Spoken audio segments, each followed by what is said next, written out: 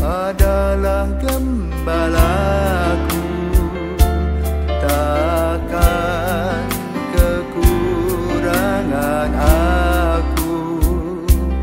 Ia membaringkan aku di padang berumput hijau.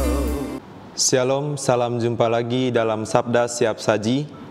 Selasa 30 Juli 2024, hari biasa pekan yang ke-17. Marilah kita berdoa dalam nama Bapa dan Putra dan Roh Kudus. Amin.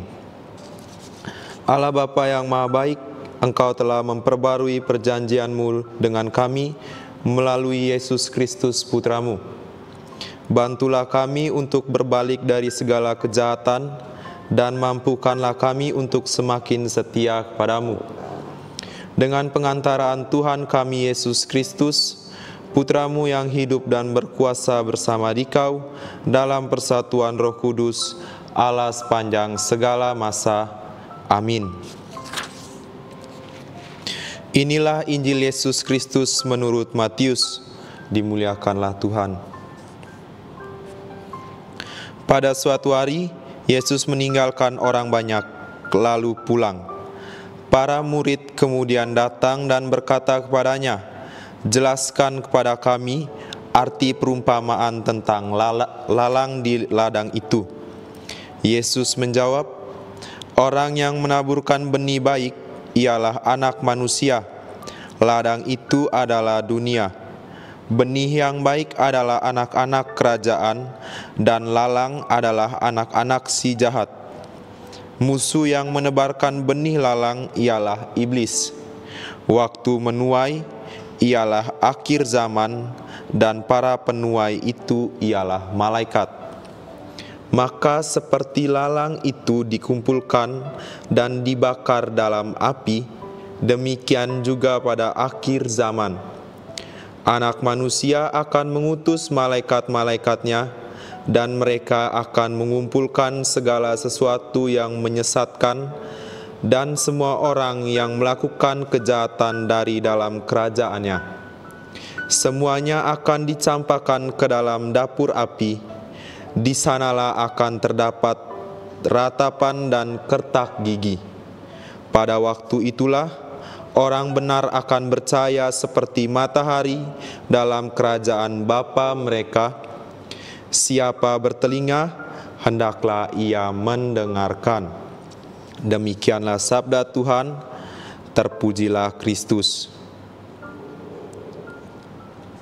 Bapak, Ibu, dan saudara-saudari yang terkasih dalam Kristus, selamat pagi.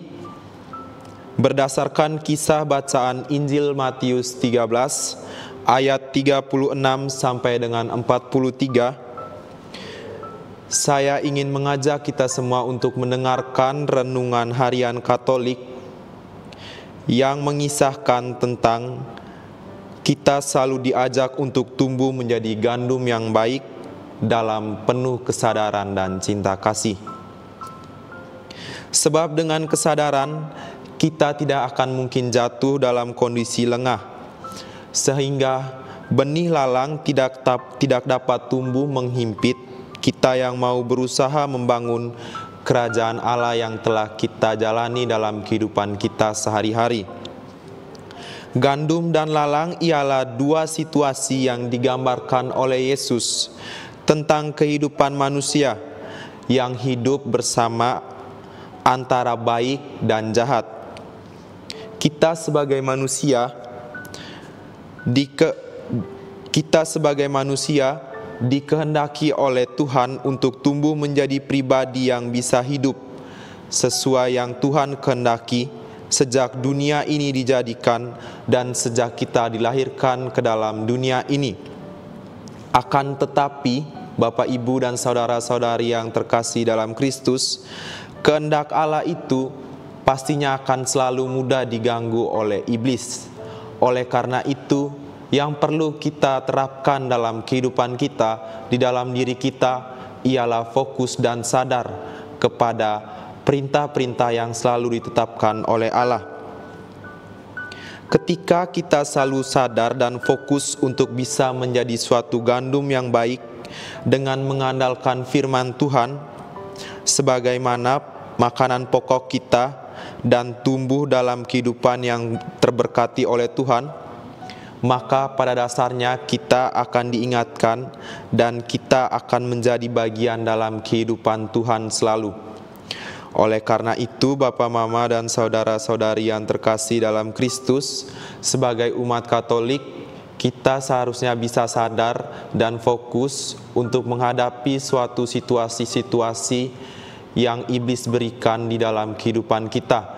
Kita harus membuang dan menolak semua ajaran-ajaran yang diberikannya dengan mengandalkan setiap firman-firman Tuhan yang diberikan dalam kehidupan kita. Salah satu contoh yang konkret ialah kita selalu bersyukur ketika kita bangun pagi, kita bisa berdoa ketika kita mau melakukan sesuatu, dan kita bisa saling membantu dengan secara tulus ikhlas serta cinta kasih terhadap sesama kita dan kepada Tuhan Yesus. Oleh karena itu, Bapak, Mama, dan saudara-saudari yang terkasih dalam Kristus, melalui bacaan Injil pada hari ini, saya ingin mengajak kita untuk selalu menjadi gandum yang baik, selalu fokus dan selalu mengarahkan pikiran kita kepada Allah. Semoga selamat pagi.